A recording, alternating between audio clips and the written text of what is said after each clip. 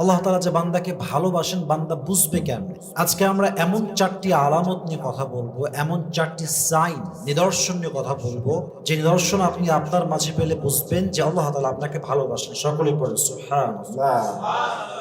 এমন 4টি আলামত যেটি পাওয়া গেলে আপনি বুঝবেন যে আল্লাহ সুবহানাহু ওয়া তাআলা লাভস ইউ মোর, আল্লাহ আপনাকে অনেক ভালোবাসেন। 4টি আলামত কি কি এবং আমাদের মাঝে আছে কিনা উই উইল চেক ইট।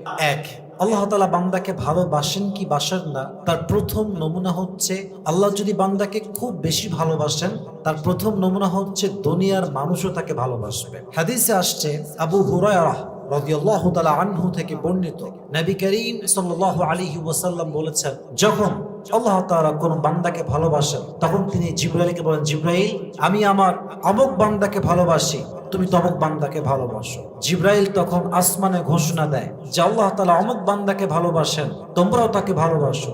এমন ভাবে জমিনেও ঘোষণা দেওয়া হয় যে আল্লাহ তাআলা অমুক বান্দাকে ভালোবাসেন, তোমরাও তাকে ভালোবাসো। তো মানুষ যখন আপনাকে অনেক বেশি ভালোবাসবে, অনেক মানুষ, এটা একটা বড় প্রমাণ যে আল্লাহ তাআলা আপনাকে নিজেই ভালোবাসে। সুবহানাল্লাহ পড়বেন না আপনারা? তবে এখানে একটা প্রশ্ন হতে পারে যে হুজুর আমরা দেখেছি অনেক কাফের, ডিনায়ার, ডিসবিলিভার, সে বেঈমান, কাফের, তবুও তাকে অনেক মানুষ ভালোবাসে, এরকম আছে না? আছে না? আছে না? কাফের but lakh lakh followers, lakh lakh fans. এর উত্তরটা কি? মাথায় রাখবেন, এখানে জমিন ওয়ালাদের ভালোবাসা মানে হচ্ছে নেককার, মুত্তাকি, পরহেজগার বান্দা। যদি একজন মানুষকে নেককার মানুষ ভালোবাসে, পরহেজগার মানুষ ভালোবাসে, মুত্তাকি মানুষ ভালোবাসে, এটাই প্রমাণ যে আল্লাহ তাআলা তাকে নিজেই ভালোবাসে। সুবহানাল্লাহ পড়বেন না আপনারা? তাহলে আল্লাহ তাআলা বান্দাকে ভালোবাসেন কিনা এটার সবচেয়ে বড় ব্যাপারটা হচ্ছে নেককার মুত্তাকি বান্দা আপনাকে ভালোবাসে কিনা, তারা আপনাকে কতটুকু অ্যাপ্রিসিয়েট করে, তারা আপনাকে কতটুকু ভালোবাসে, এটা একটা বড় প্রমাণ। তবে হ্যাঁ, ভালোবাসার জন্য হাজার মানুষের প্রয়োজন হয়, যে আমাকে লাখ লাখ মানুষ ভালোবাসতে হবে। জীবনে ভালোবাসার জন্য জাস্ট একটা মানুষই অনেক সময় এনাফ হয়ে যায়, যথেষ্ট হয়ে যায়, যাকে দেখলে, যার সাথে চললে, কথা বললে মনে হবে ইয়েস দিস ইজ কল্ড সুকুন, এটাই শান্তি। এবং এটা যদি আপনার বউ হয়, মুত্তাকি হয়, নেককার হয়, পরহেজগার হয়, একটা বউ কোটি মানুষের সমান হবে, ঠিক কিনা বলেন? তাহলে আল্লাহ তাআলা যখন বান্দাকে ভালোবাসেন, মানুষও তাকে ভালোবাসে, মন থেকে ভালোবাসে। হ্যাঁ, একটা বিষয় বলতে চাই, জাস্ট ফর ক্লিয়ারেন্স, এটা আমি আমার ক্ষেত্রে বোঝাচ্ছি, আপনার ক্ষেত্রে বোঝাচ্ছি, আপনি পারফেক্ট পারসন হতে পারেন, আপনি বেটার পারসন হতে পারেন, পৃথিবীর শ্রেষ্ঠ মানুষ আপনি হতে পারেন, but one thing remember, you can't be favored by everyone. যত ভালো মানুষই হন না কেন, সবাই কিন্তু আপনাকে ভালোবাসে। Keep it in your mind, সবাই আপনাকে কখনোই ভালোবাসবে না। It's not possible in this world, দুনিয়াতে সম্ভবই না। যেখানে নবীর দুশমন ছিল, নবীর বদনামকারী ছিল, নবীর গীবতকারী ছিল, so who am I, who are you? তুমি কে, আমি কে? We are nothing, we are nobody, আমরা কিছুই না। বুঝতে হবে, যত ভালো মানুষই হন, যত নেককার হন, যত পরহেজগার হন, হেটার্স আপনার দুনিয়া থাকবেই থাকবে, ঠিক কিনা বলেন? সো আপনাকে কি করতে হবে? আপনি জাস্ট ভাববেন আল্লাহ আমাকে ভালোবাসলেই হই, আর কিছু নেককার পরহেজগার মানুষ আমাকে ভালোবাসলেই দ্যাটস এনাফ, আর কিছু লাগবে না।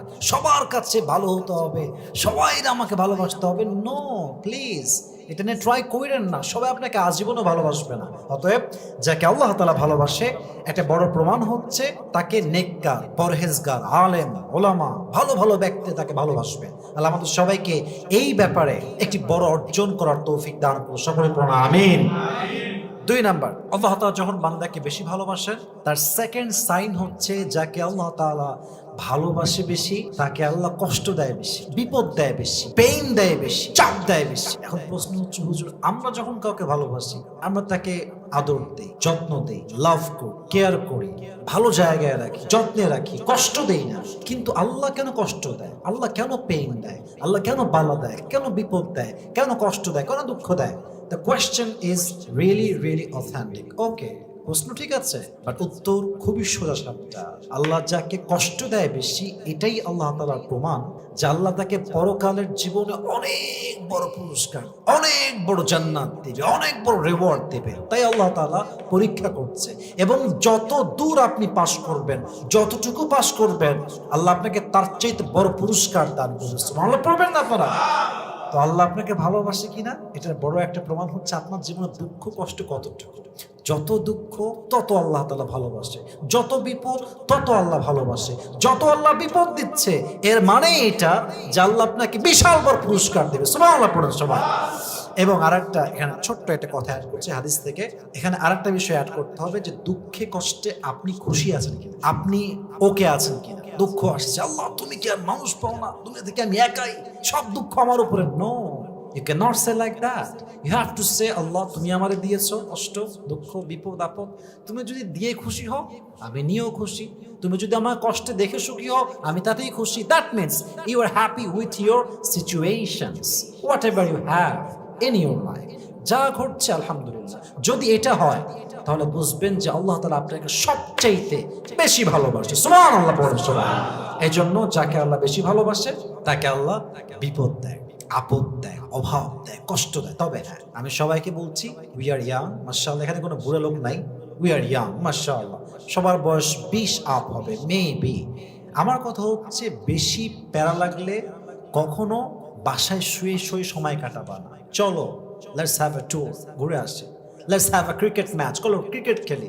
Let's have a football match, চলো ফুটবল খেলি, মজা করি, খেলাধুলা করি, জিম করি, ব্যায়াম করি। ঘরের মধ্যে শুয়ে থেকে আল্লাহ আমারে কেউ ভালোবাসে না, ফেসবুকে ছায়া খাওয়া পোস্ট করছে, হোয়াট ইজ দিস, ই ক্যা হে লড়কিও কা চক্কর। কি মেয়েদের নেশায় পড়ে শেষ হয়ে গেছে। মাথায় রাখবা, নিজেকে ফুলের বাগান বানাও, প্রজাপতির কোনো অভাব হবে না। নিজেকে ফুলের বাগান না বানিয়ে, ভালো ফুল না বানিয়ে যতই তুমি ঘোরো প্রজাপতির পেছনে, প্রজাপতি কিন্তু কখনোই আসবে না। নিজেকে উত্তম বানাও, একটা না 1000 প্রজাপতি তোমার জন্য ভিড় করবে। ঠিক কিনা বলেন যুবক ভাই? নিজেকে উত্তম বানাও, মেয়েদের পেছনে ঘুরে ক্যারিয়ারটা নষ্ট করবেন না। এজন্য কথা একটা ক্লিয়ার, যত কষ্ট আসবে, যত দুঃখ আসবে, আমরা ভরসা করব এবং আমরা সমস্ত আশা ভরসা রাখবো একজনের উপর। আওয়াজ দিয়ে বলেন তো তিনি কে? আল্লাহ তাআলা আমাদের সবাইকে বিপদে আপদে পরিপূর্ণরূপে ধৈর্যশীল হওয়ার তৌফিক দান করুন। সকলে পড়া আমিন। দুঃখ কষ্টে হতাশ হওয়া যাবে না। 3 নাম্বার, আল্লাহ তাআলা যাকে ভালোবাসেন, এটা আমি জানি না এটার ব্যাখ্যা আসলে পরিপূর্ণ কি হবে, বাট আমি জাস্ট বোঝাবার ট্রাই করছি।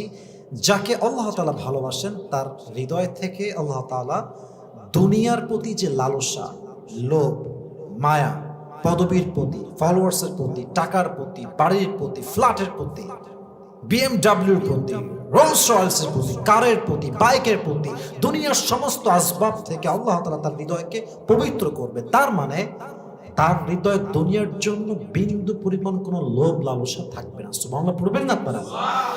তার মানে কি ব্যাখ্যা? আমি নিজেও ফেমাস, আমাকে কোটি কোটি মানুষ চেনে, এর মানে কি আল্লাহ আমাকে ভালোবাসেন না? এটা বুঝতে হবে। যদি আপনার হৃদয়ে এটাই চাহিদা হয় যে মানুষই আমাকে ভালোবাসবে, এটা আমার লাগবেই লাগবে, তাহলে ভেজাল আছে।